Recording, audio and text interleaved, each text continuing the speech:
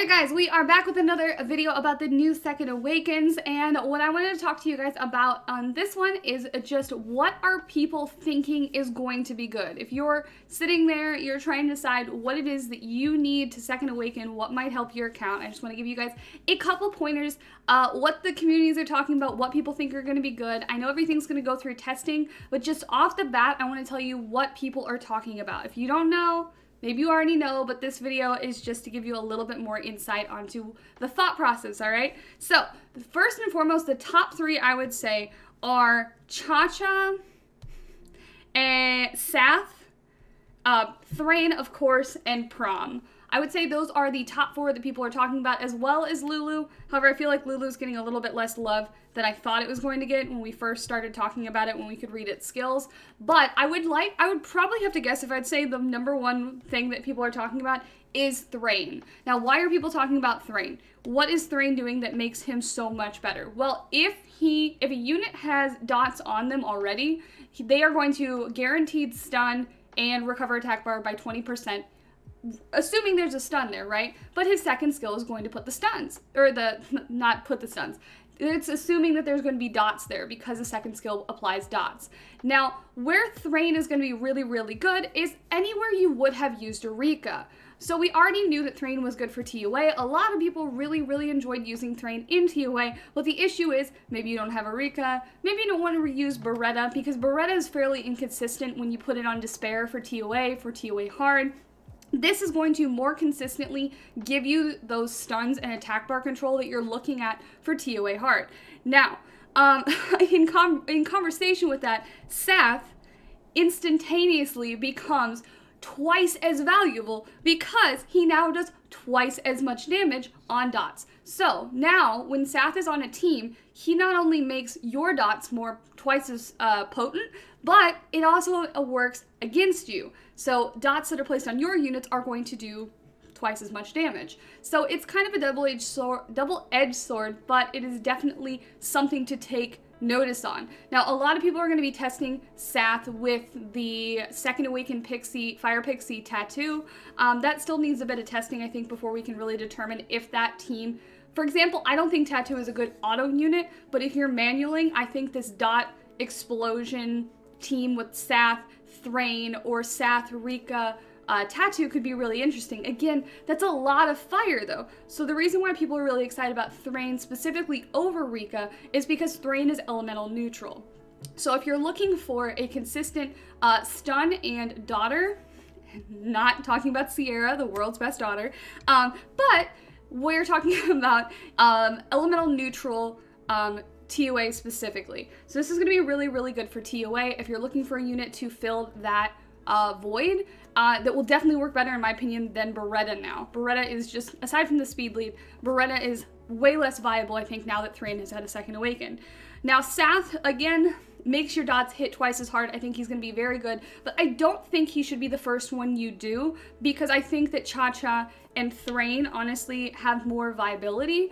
But if you're looking for something that does specifically what Sath is doing, which is amplifying your dots, if you're looking to make a kind of dot explosion team with Tattoo and you have a really good place to use it, you're okay with using it in TOA, I would definitely recommend trying it. But again, I would do this maybe second or third, depending on how excited you are about the dot explosions. I do think, though, that we're going to find a really interesting way to use Sath in the future, but similar to the whole thing with Triple Ikaru and all of that, these things take time to process a little bit. People have to have ideas, and I do think that this is going to need a little bit of time to test and to figure out where the best place to use him, other than the obvious thing, which is TOA.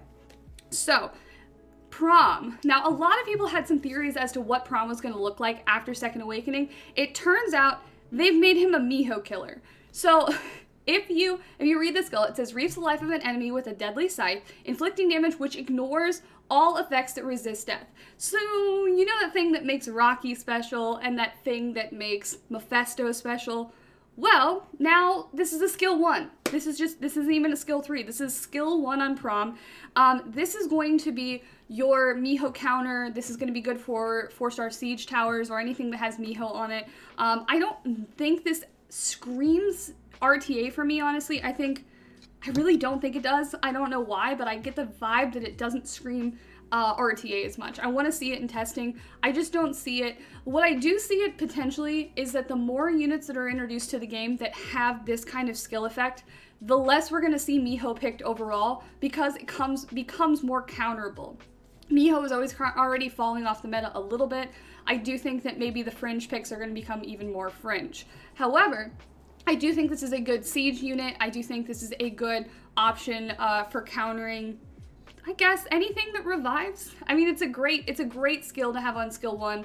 Obviously, getting skill 1 to do enough damage may be problematic, but it is an attack type monster, and the stats have now been buffed in order to do that damage, and it's elemental neutral, which is also good.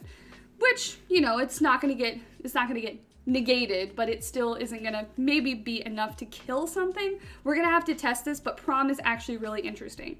Let's go back to talking about Cha-Cha. Now, the reason Cha-Cha is getting so much freaking attention, it is very well deserved. This skill is insanely good. We need to see it in RTA to see if it's actually viable for RTA, but this is going to be really, really good for Guild Siege offense, I believe. Specifically things that have Odins or anything that has stacks.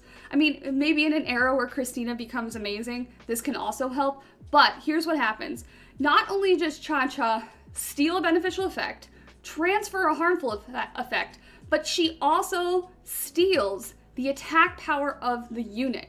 Now, I have no idea how, okay, we still have to test this. I have no idea how viable this is going to be in RTA, but this is honestly, of all the units that we've seen pop out, all the skills from Second Awakening, I think Cha-Cha has the highest potential, in my opinion, for being RTA viable, because it is changing attack power so significantly. I mean, if you give this terrible attack and it goes up against a fully stacked Odin, it goes up against a Beast Rider, there are so many units that this can counter. Leo, I mean, stealing attack power can be insane. So I think that Cha-Cha is definitely, it's the one I'm doing first.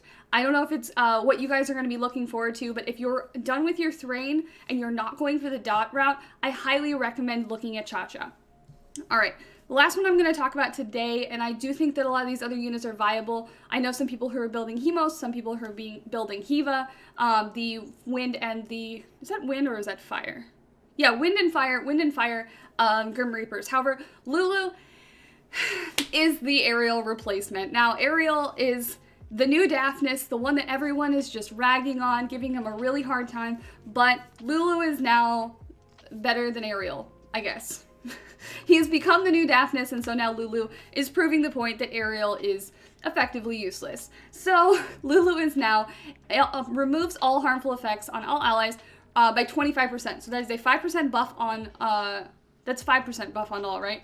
And it puts immunity on all allies have no harmful effects. Oh, speaking of which, this is also important to note that Shushu also does something very similar, where it's going to recover all allies by 25%, and then heal the lowest person with 50%. This is a very, I forgot to mention this earlier, but this is a very good Louise style Guild Siege, I don't want to say Guild Siege defense, but wherever you would have used Louise, I think Shushu has a very high potential of being useful, specifically because of grants immunity on allies with full HP for 2 turns. So say you make it fast, it gives you immunity, it's going to be healing, it's going to be annoying. This can be really, really, really obnoxious if you make it hella tanky and hella fast. So assuming it goes first, it gets that immunity, it's healing, it's doing these cleanses, and heals. I think this could be a really, really, really annoying, annoyingly good siege defense potentially, depending on how good we can get that ruined up. I don't know enough about Chi-Chi. I'm not really repping Chi-Chi or Lala yet, but Lulu, again, is officially making Ariel look like less than a 2-star apparently. So removes all harmful effects on a target, grants them immunity for 1 turn, recovers both yours and your HP by 25%. So this is going to be really, really, really nice. Lulu's going to be really nice. It's very easy to get.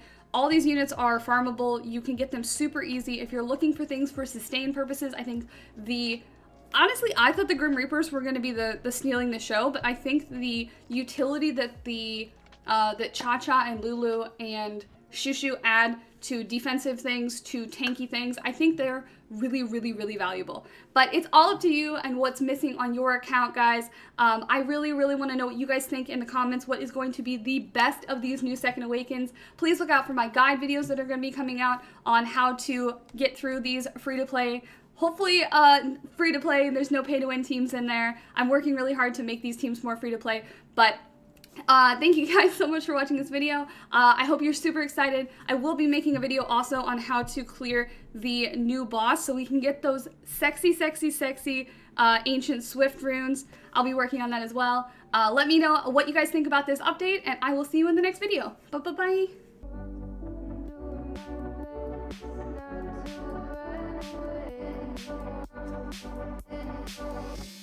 Sitting throwing rocks across the pavement, hoping it will cave in and swallow me whole.